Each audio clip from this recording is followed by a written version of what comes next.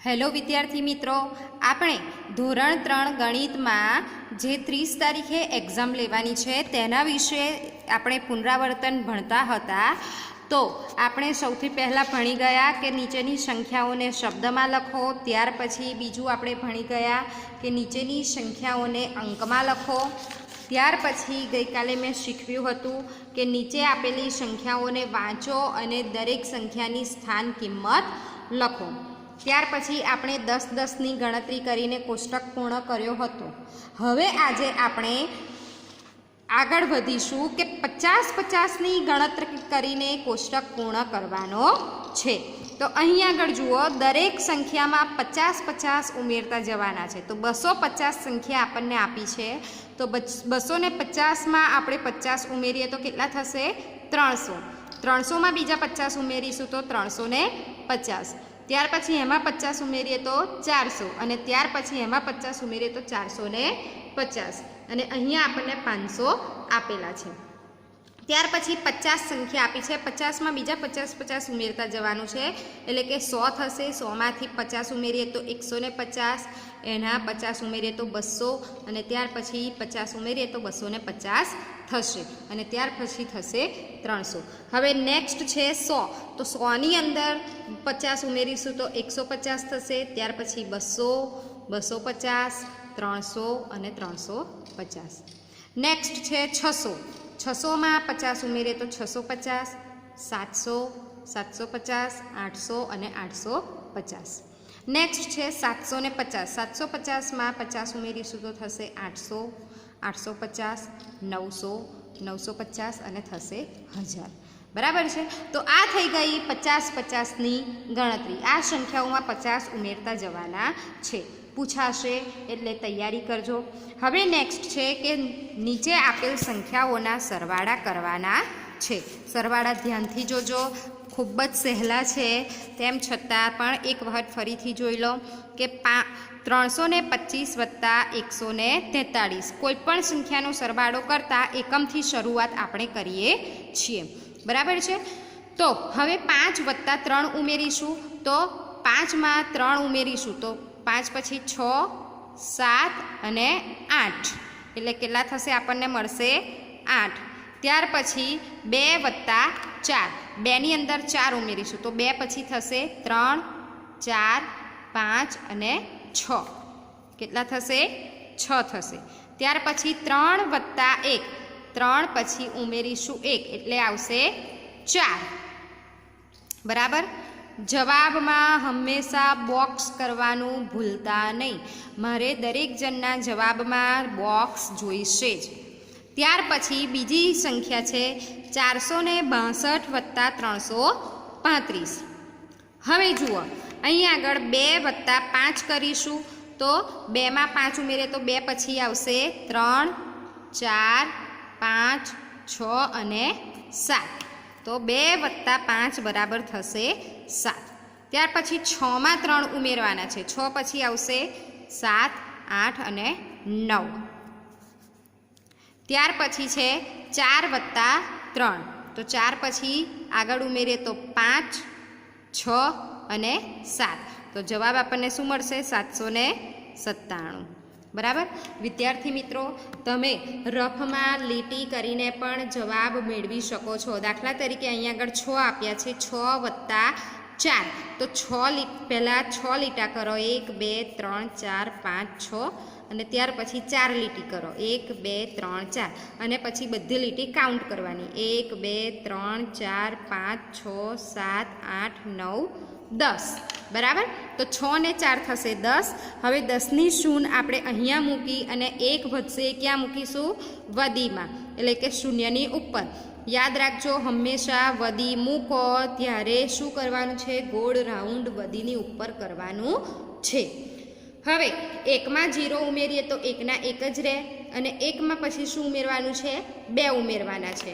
તો 1ની અંદર 2 ઉમેરીએ તો 3 અને થશે 1માં 2 ઉમેરીએ તો 1, 2 અને 3 થશે. ત્યાર પછી 5માં 2 ઉમેરવાના છે. 5 પછી 6 અને 7.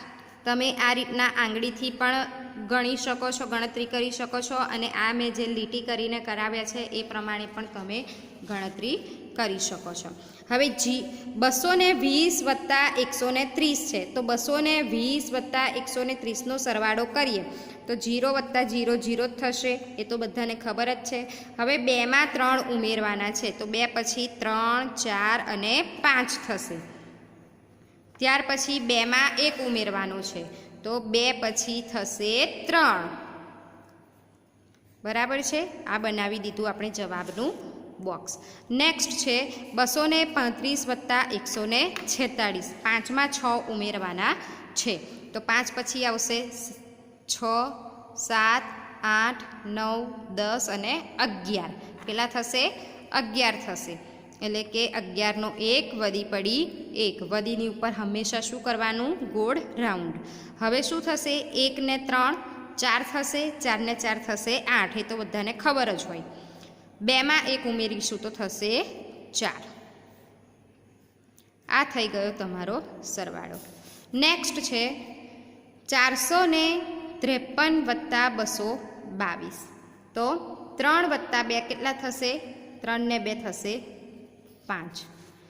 5માં 2 ઉમેરો તો થશે 6 ને 1 7. 4માં 2 ઉમેરીશું તો થશે 6. તો આ થઈ ગયો તમારો સરવાળો. તો આ સરવાળાના દાખલા તમારે ધ્યાનથી જોવાના છે, આમાંથી જ પૂછાશે, એટલે તૈયારી કરવાની છે. હવે નેક્સ્ટ આપણે લઈશું કે આડી રીતના સરવાળા. હવે આડી રીતના સરવાળા તમારે શું કરવાનું છે? એક રફ પેજ લેવાનું છે. જો રફ પેજ ના લો ને ડાયરેક્ટ આડી રીતથી કરવા હોય તો હું તમને શીખવું કે કેવી રીતના કરવાના છે. સૌથી પહેલાં બંને સંખ્યાની એકમ લઈ લેવાનો. એકમમાં 0 0 છે, એટલે એકમમાં આપણે મૂકીશું 0. ત્યાર પછી દશકમાં પણ 0 છે, એટલે આપણે અહીંયા જવાબમાં મૂકીશું 0. ત્યાં અને પછી 100ની અંદર 2 વત્તા 1 છે, તો 2 ને 1 કેટલા થશે? 3 થશે. તો આ થઈ ગયો તમારો સરવાળાનો જવાબ. હવે જુઓ કેવી રીતના કરવાનું છે કે એકમની સંખ્યા લઈ લઈએ કે 7 વત્તા 5. પાછળની સંખ્યા લઈ લઈએ તો 7 પછી એની અંદર 5 ઉમેરવાના. 7 પછી 8 9 10 11 અને 12. બરાબર. તો 12નો 2 અહીંયા મૂકવાનો. વધી ક્યાં મૂકીશું? તો વધી મૂકીશું આ 1ની ઉપર. હવે 3 એકડા થશે. જુઓ તો આ 1 2 અને 3 થશે. અને ત્યાર પછી વધ્યું શું? 100ની સંખ્યા વધી, એટલે કે 1 વત્તા 1 વધ્યા, તો કેટલા થશે? 2 થશે, એટલે થશે 232. જો આ રીતના તમારે દાખલાની ગણતરી ના કરવી હોય તો રફ પેજ લેવાનું. રફ પેજમાં સંખ્યા ઊભી રીતથી લખવાની, અને આ રીતના તમે ગણતરી કરી શકો છો. બરાબર. 7 ને 5 12, 12 2 વધી પડી 1. 1 વત્તા 1 વત્તા 1 3, અને 1 ને 1 2. થઈ ગયો 232. આ તમે રફમાં જવાબ લખીને પછી અહીંયા આગળ જવાબ લખી શકો છો. ત્યાર પછી આવશે 795 વત્તા 88. હવે ધ્યાન રાખજો કે પાછળની સંખ્યામાં, એટલે કે નીચેની સંખ્યામાં ફક્ત 2 જ સંખ્યા છે, આગળ 3 સંખ્યા છે. એટલે સૌથી પહેલાં શું કરીશું? અહીંયા આગળ એક સંખ્યા વધારી દઈશું, એટલે કે 0 મૂકીશું. હવે શું થઈ જશે? 3 3 સંખ્યા થઈ ગઈ.